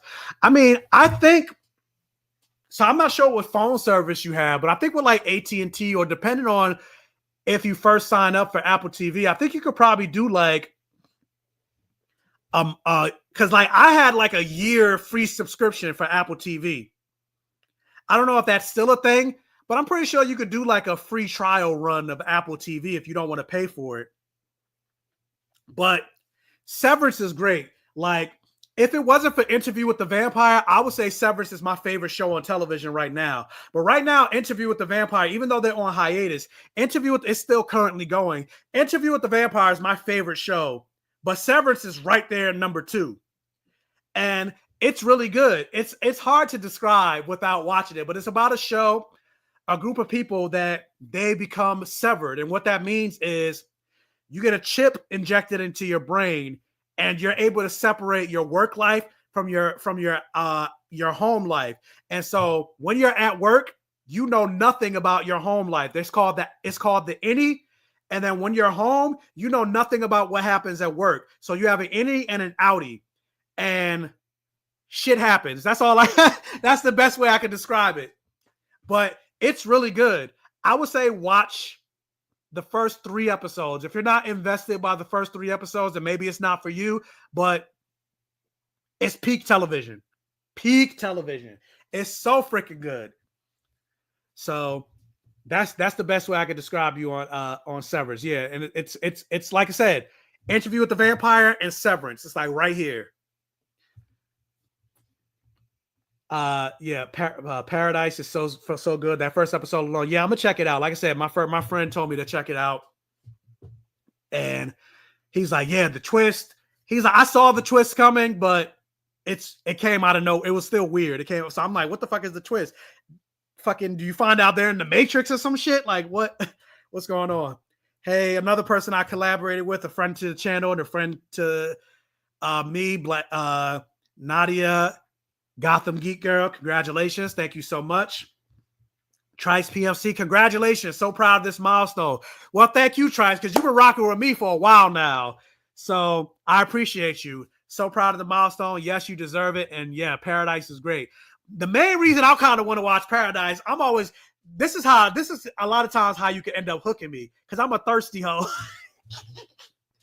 So when I saw that scene of Sterling K. Brown in the shower and you saw his ass and that shit was looking like plump, I was like, oh, let me watch Paradise. And it's probably like a 10-second scene. And it's probably like not even the whole, like one scene of him in the shower. But I'm like, the fact that that was there, I'm like, let me check Paradise out. Even though his character is not gay, I'm still just like, damn, let me see that booty, baby. Okay, Paradise is so freaking good. My sister got me to watch. We just spoke about episode 5 this morning. Sterling K. Brown is also my boo. I also don't do spoilers for movies and shows I plan to watch. I go in blind so I can be surprised or disappointed. And I was surprised with this one. I mean, I stopped watching I still watch trailers, but it's gotten to the point that trailers give you so much. I only watch the initial teaser trailer. More so for Marvel and DC. For other non-Marvel and DC related, I'll still watch the trailer. But for Marvel and DC, I don't watch trailers at all because they show way too much. Like Spider-Man Homecoming, the moment he was like holding like the boat together, then you saw Iron Man show up to say, I was like, why'd you put that in the trailer? Or Captain America Brave New World with Red Hulk. I'm like, why are you putting that in the trailer? Like, stop. But yeah, so like I don't put those in the I don't watch any Marvel and DC trailers. Congrats on 10K. Thank you so much, David Atkinson. DD, please, Netflix bring seasons 2 and 3 of Interview with the Vampire. In you, I pray. Almighty ISIS. I mean, I don't know why they didn't do season 2 of Interview with the Vampire on Netflix. Maybe they wanted to see how season 1 would do before they paid for season 2. But I don't see why they won't bring season 2 to Netflix. But season 2, if you haven't seen season 2 is season 2 is great. Season 2 is fire. Season 2 is incredible. I cannot wait for season 3. I can't wait for Interview with the Vampire in general. And I really hope, just like you said, Almighty ISIS, I pray. I really hope that show, the Talmasca that they teased, is just as good as Interview with the Vampire. I hope the Talmasca show is more Interview with the Vampire and less Mayfair Witches, because Mayfair Witches is trash. I did review the first 5 episodes on my channel, and I also decided to go and watch the first episode of season 2, so that review is up as well. That first episode of season 2 was still just as boring. I was like, I can't. As much as I want to love this show, because I'm pretty sure at a certain point there's going to be a crossover with Interview with the Vampire and Mayfair Witches. But I can't do it. I can't.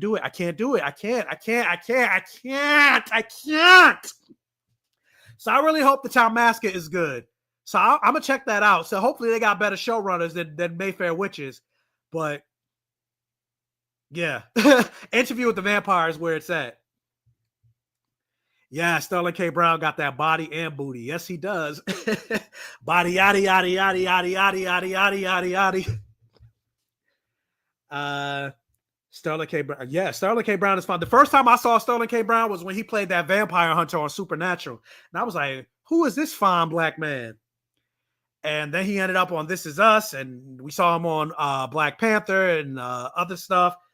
And so, yeah, I'm like, this man is fine. Like, not even just fine, but he is fine. Oh, damn. Okay, I'm going to have to give it a go. Interview with the Vampire definitely hits. And yes, get into Paradise. Okay, so apparently a lot of people watch Paradise, and I'm just slow. I'm just slow on take. I need to watch Paradise and Alex Cross. So those are 2 things I need to get into. The recent episode was bleak and scary. And then also, what's that show From?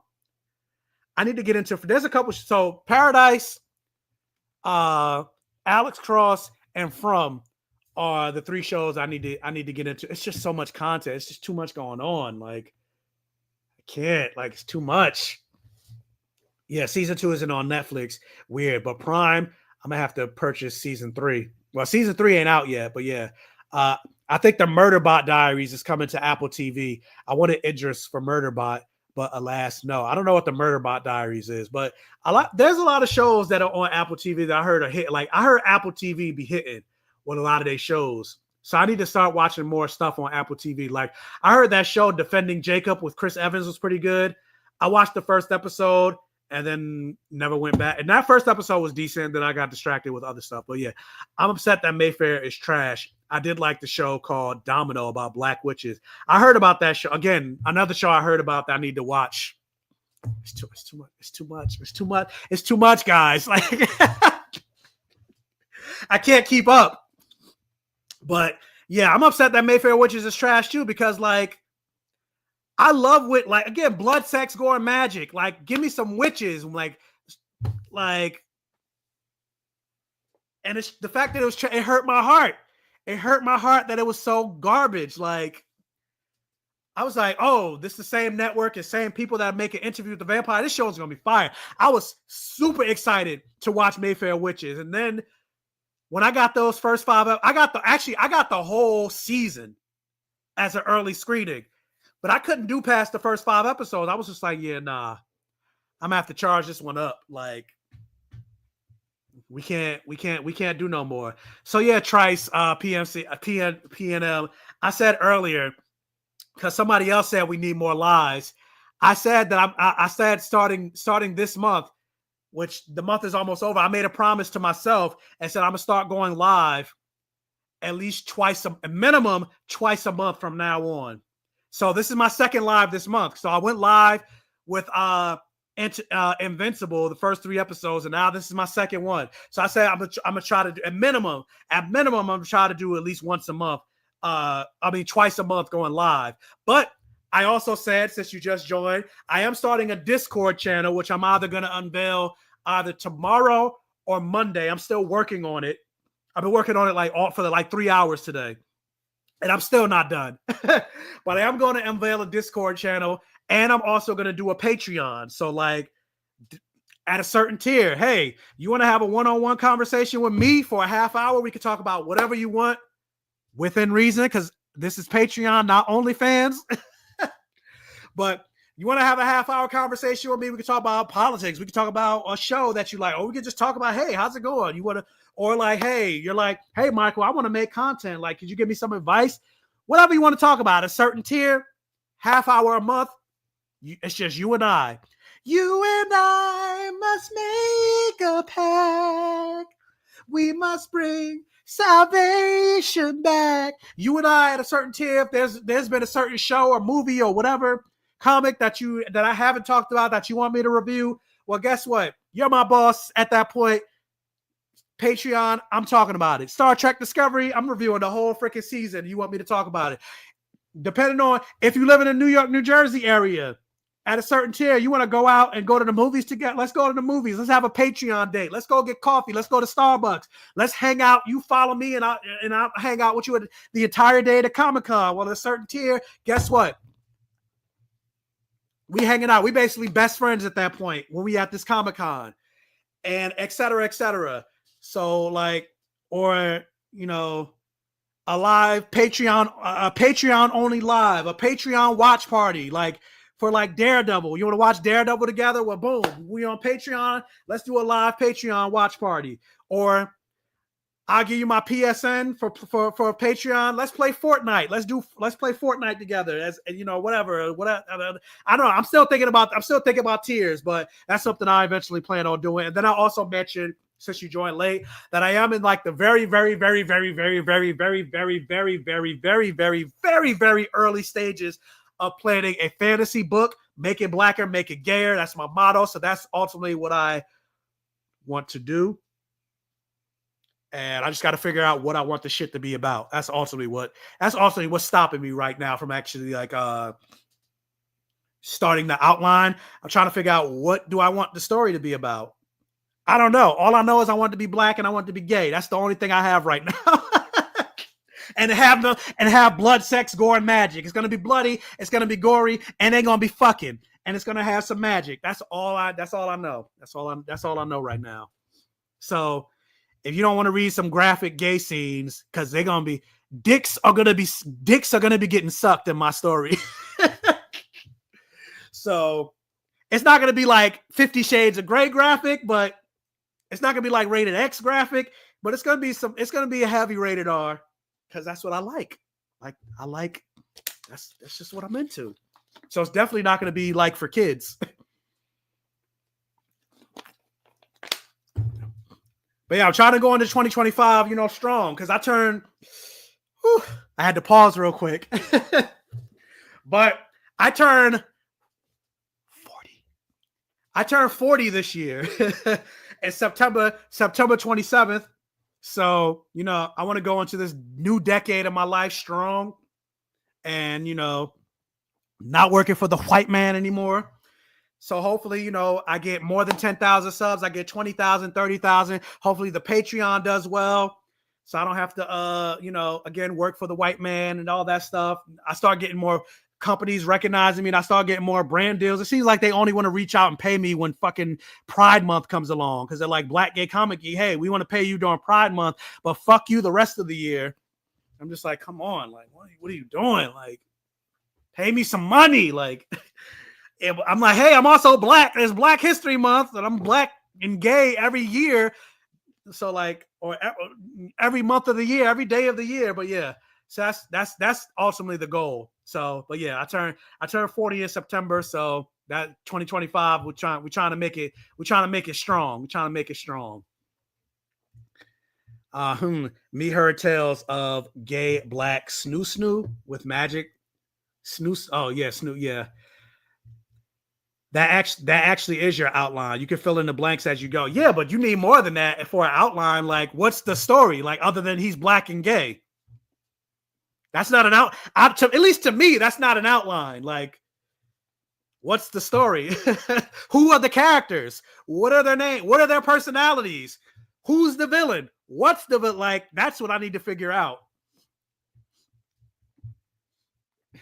No, don't be like 50 Shades of Grey. The sex scenes were garbage. I didn't read it. I'm just saying, like, because I heard people say, oh, it's pretty graphic. I don't know. I haven't read 50 Shades of Grey. I don't know if the sex scenes were garbage, but you can help me craft some good sex scenes. Because otherwise, I don't know. Because like I said, I don't want it to be rated X, but I do want it to be pretty rated. I do want it to be pretty rated R. Like I said, dicks are going to be sucked. There are going to be positions of 69s and tossing salad and licking ass and coming on each other's faces. Or coming on each other. The other person is riding his partner and then he eventually comes on his chest. There's going to be some. Let me stop because I'm about to get demonetized. If I don't already. But sir, you look better than some of these 20-somethings. The black ain't cracking. Well, I appreciate that. Let me thank you so much. Thank you so much. But but yeah, so yeah, 40 this year. I'm like, where'd the time go? Where did the time go? How is this happening? Like, I don't even I still feel 25. Like, what's going on? Like, yeah, yep, that's exactly what it's going to be. 69 shades of brown cheeks clapped. Exactly. Clap, clap, clap, clap, clap, clap. Bang, bang, bang, bang, bang. So, yeah, but yeah, ultimately, I don't know what the story. 40 years old is still looking. Wait a minute. We ain't there. I appreciate it, but I ain't there yet. Almost at 40 years old. Only got a couple more months. Well, in my mind, technically I'm turning 40, but this the only time y'all hear me say it. This the only live y'all hear me say it. So y'all might as well like screen record it or whatever. Maybe I might delete the live after this is over. So there's no evidence. But after that, you'll hear me say I'm turning 26. after that. But I couldn't even recommend 50 Shades for my aunt's centenarian book club. Wow. But I mean, it made money. She clearly made money. So somebody like 50 Shades of Grey, not only was it a bestseller for all 3 books, they made a movie out of it. And the movies, I think, made money because I think they made the 3 movies. So somebody like 50 Shades of Grey, probably just some old white women, which, that's that's a segment of the population. It's a segment of the population I'm not trying to appeal to, but you know, there's something out there for everybody. Hopefully you upcharging during Pride like Mariah Carey during December for her song. Okay, Black Gay Caligula. I mean, depending on the company, if it's like Amazon or something like that, then yeah, I'll charge more. But if it's like an indie company or whatever, then I'm not going to charge like more expensive. But if it's somebody like Amazon paid me, what was it? Not last Pride month, but the Pride month before that, to make videos promoting Freebie. I charged them $3,000 to make one video. So, or like Netflix, they wanted me to promote Stranger Things season 4. I charged them $3,000 to make a video. Maybe I should have charged more, but yeah. But and that sounds like a lot, you know, to make one video, but like that was like 2 years ago. And when was the last time I got paid to do something like that? Doesn't come often. And I need more brand deals and more consistent brand deals, so I can stop working for the white man. That's ultimately the goal.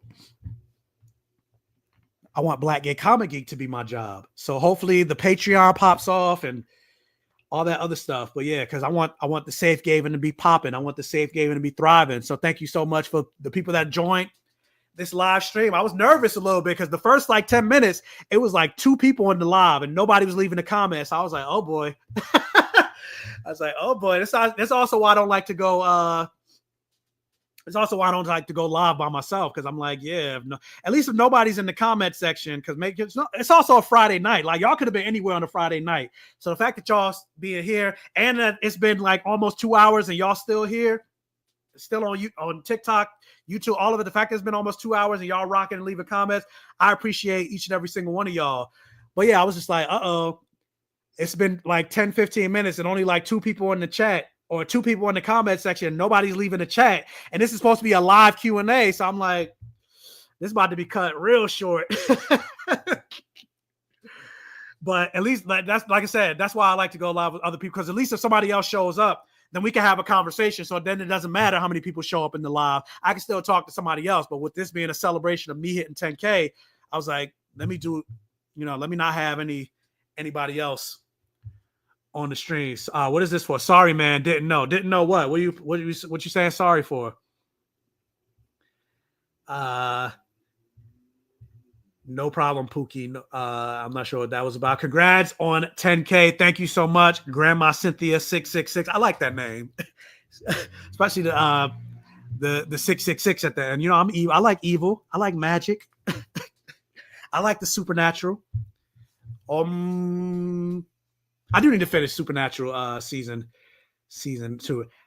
Yeah, millions of Dorothy, Blanche, Rose, and Sophia is getting hot and bothered. I actually just started watching Golden Girls the other day. I watched the first 3 episodes. I've always known of Golden Girls, and I've seen episodes here and there, but I never actually watched the show. And I just watched the first 3 episodes because they're on Hulu, I think. All 6 seasons.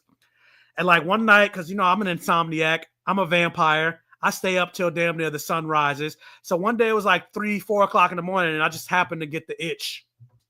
I don't know what it was. I think I saw something of like, what the hell is her name? The person that plays Blanche. I can't think of the actress's name, but I was watching a clip of her dancing with Steve Urkel. And then it made me just decide, I was like, you know what? Let me just watch Golden Girls. So I watched like the first 3 episodes. And I was like, this is cute. So I was like, you know what? Let me get into Golden Girls. Let me watch all of Golden Girls. And hello to everyone in the chat. Hello to yourself. I was just driving home, so that's why I was late on making it here. Service drops leaving. That's fine. It's no problem. Better late than never. But I was just like, ooh, it's been 15 minutes and only 2 people watching. So like, proud of you. Thank you so much. Didn't know you were going live for this. I mean, it's fine, but you're here now. That's the most important part. And I did decide, like, I did put the announcement out. Like, I was like, because originally I was going to go live yesterday, but then a friend of mine asked me to do an interview for career day or whatever. And it was around 7 o'clock that she wanted me to do it. So that's why I didn't put the live up. Then I was like, and keeping with my promise of wanting to go live twice a month. Today's the last day of the month. So I was like, I have to go live today. So I pretty much put the announcement out like at midnight. So it was kind of last minute. It was a little last minute, but I'm gonna try to do better of giving a little bit more notice with when I go live. But with that said, if you are watching on Facebook, because I see Richard, you're watching on Facebook. If you come to my YouTube channel, and for those of you that are watching on YouTube, if you hit that bell notification button, you'd be alerted any single time I either post a new video or I post or reference that I'm going live. So hit that bell notification button. So the next time I go live, which I don't know when that'll be, but like I said, I made a promise to go live a minimum of 2 times a month. It may be more than that, especially depending on what's going on or what's coming out, but a minimum of 2 times a month. I plan on going live. Rue McClellan. No, that's Blanche. Did I say Blanche? No, Dorothy. I can't think of the actress that plays Dorothy's name. And she was also Maud. As soon as I see her name, I will remember. What the hell is her name? Hold up. Dorothy, actress, Golden Girls. B. Arthur. There we go. B. Arthur. That's who I was watching. There we go. B. Arthur. I mean, you're 10K. Sorry for me. I mean, no, you're not being weird. Cause I'm talking like a lot. So like rapid firing. So I didn't know what you meant. No problem. There's no issue there. I just saw somebody ask me a question. I lost it. Hold up. Where'd it go?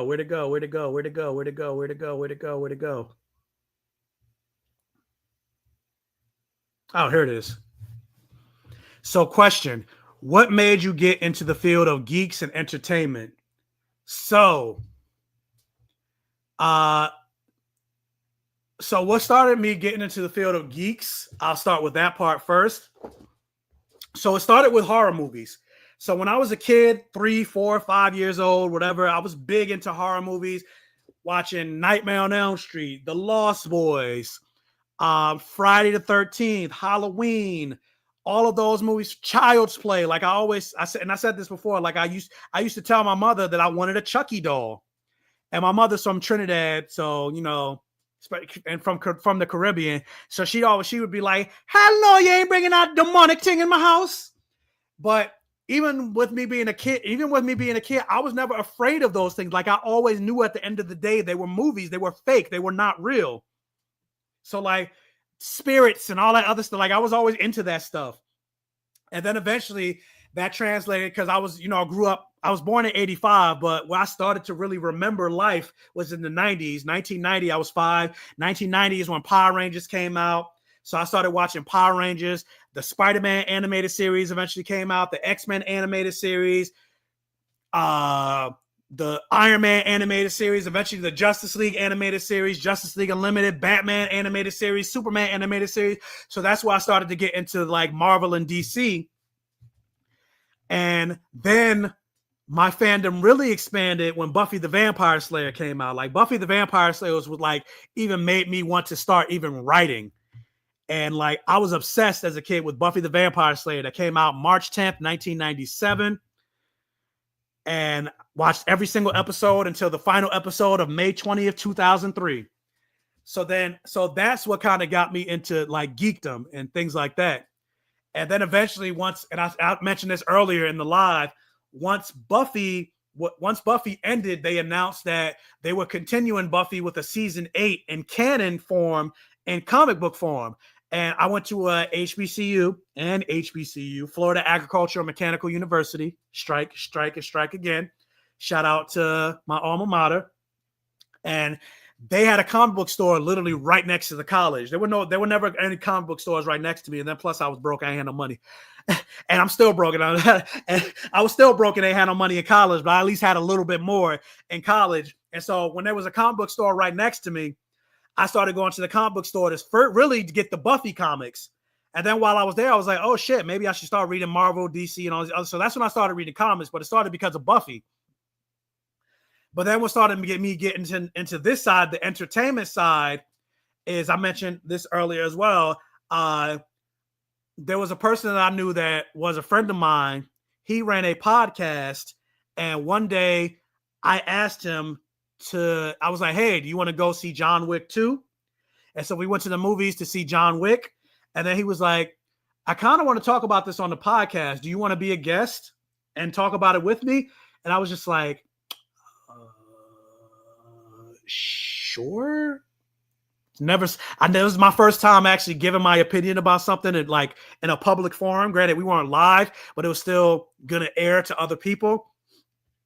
And then we had such a good rapport. Eventually, he invited me back to be a permanent co-host, and we recorded that podcast for like 3 years.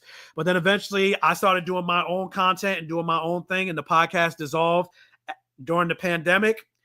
And then I became Black Gay Comic Geek and started making my own content. So that's how my channel kept growing and developing and everything like that. So that's how I got into both geek form and entertainment. So that's how that started. There was another question that I saw that I just lost. Oh, favorite genre of music. I listen to all types of genres, but really it's like R&B. R&B is where my R&B soul is where my heart lies. But I listen to pop. I listen to not so much anymore. Even though I'm not a believer, I'm more agnostic. I listen to gospel music every so often. I listen to country music, especially Cowboy Carter, or Lady Antebellum, or they're called Lady A, Dixie Chicks, or the Chicks. Some rap. I listen to all different types of form, rock, but my favorite, I would say R&B soul. That's where I live. Another question is, do you feel that the entertainment industry is representing the pride community better in the 2000s than in the 90s? And what would you change in the industry to represent the community? Most definitely, I feel like I would say things have gotten better more so. I can't even say now recently, because now things are taking a backslide, especially with this whole anti-DEI and anti-LGBTQ and banning queer books and banning Black history books and banning drag queens from reading to kids and all this other stuff. Things are starting to get a little bit worse. But even though they're getting worse, they're still better than they were in the 90s. Like I used to say, even with Black characters, like even though Buffy the Vampire Slayer is one of my favorite shows, one of my biggest criticisms, Buffy ain't had no Black friends. We got Kendra, another Slayer, and she died in her third episode. Yeah, we got Willow, but that was pretty much it. Like you didn't really see Black characters, you didn't really see queer characters for the most part in these fantasy type settings. That's why I created my platform, because even when you think about people that review movies or things like that, like a new rock stars, a Jeremy Johns, a Chris Stuckman, etc., like a lot of them are straight white men. But then when you do get Black people that are talking about it, all of them are straight as well. And so there are times where I want to talk about lusting over Gambit or lusting over Nightwing, and you don't really see that. So I'm like, you know what? Like Thanos, if you want something done, you got to do it yourself. And so that's why I created my platform. And so, yeah, there are things that are getting better. Like you see, like I showed earlier, you got Wiccan and Agatha all along, and he was openly gay. There was no he's in the closet or whatever. But it's still a long way to go, especially in the superhero genre, especially in the fantasy genre in general. Like I think it's gotten better in the regular movies. Like you'll see like a Love Simon, a Love Victor show, or queer-related shows, Heartstoppers, and things like that. But when it comes to the fantasy genre, you don't really get a lot of shows where there's a queer lead or a queer main character, a queer one that's the strongest person in the room, etc. So, like, I think that's where it can do better and make it Black or make it gayer. So, Faith was in the closet. Oh, no. Faith and Buffy, they definitely, in my head canon, they had sex at least one time. Faith is definitely bisexual. but they didn't write it in the show. But in my canon, like, it makes sense for Faith to be bisexual. Like, there's no way Faith isn't bisexual. Faith is definitely Faith. Yeah, she's definitely scissored Buffy at one point. But yeah, gotta go now. Congrats on the 10K. It's only uphill from now. Again, from your lips to God's. I'm not gonna be on here much longer. I've been on for like 2 hours so far. So yeah, that's I'm not gonna be on here for much longer. Well, wait, another number 3. How do you feel about Supercell on Netflix? I'm not gonna answer that question only because I have a full review of Supercell on my channel. So if you want to know what I thought about Supercell once the live is over, go check out my review, watch, like, share, comment, and interact for the all gay rhythm. So, and I'm definitely going to be reviewing season 2. So yeah, even same thing like that, like Red, White, and Royal Blue. I love that movie. That was like one of my favorite movies of last year that came out. And I actually read the book. Where's the book? Do I have it?